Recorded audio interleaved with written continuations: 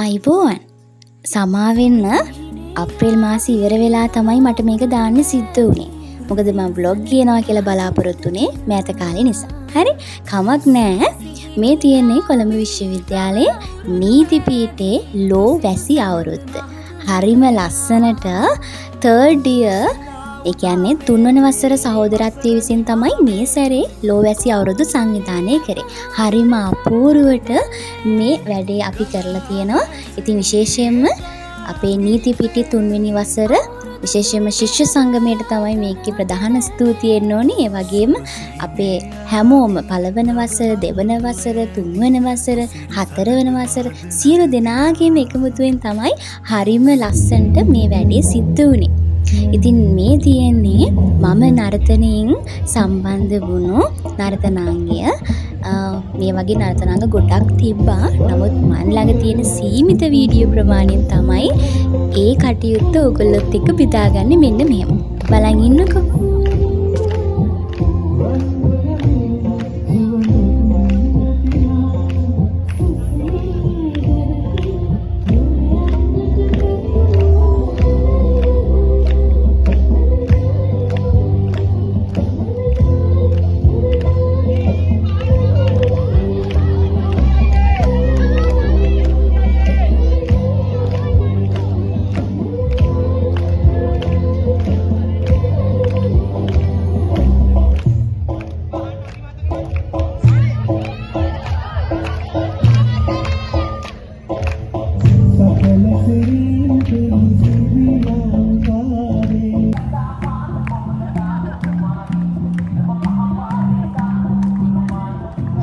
මේක නම් ඇත්තටම විශේෂයෙන් කියන්න ඕනේ. මොකද මම නැටුමෙන් දායකත්වයේ දුන්නට මම ඒක කාටවත් වීඩියෝ කරන්න කිව්වේ නැහැ.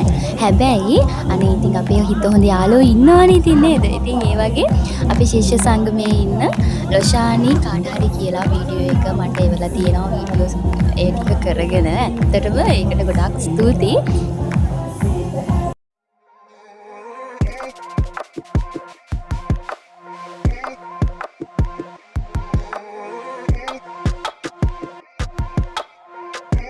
ආයෙත් ලස්සන වීඩියෝ එකක් අරන් එන්නම්. එතකන් පරිස්සමින් ඉන්න. ගෙන් එන්න.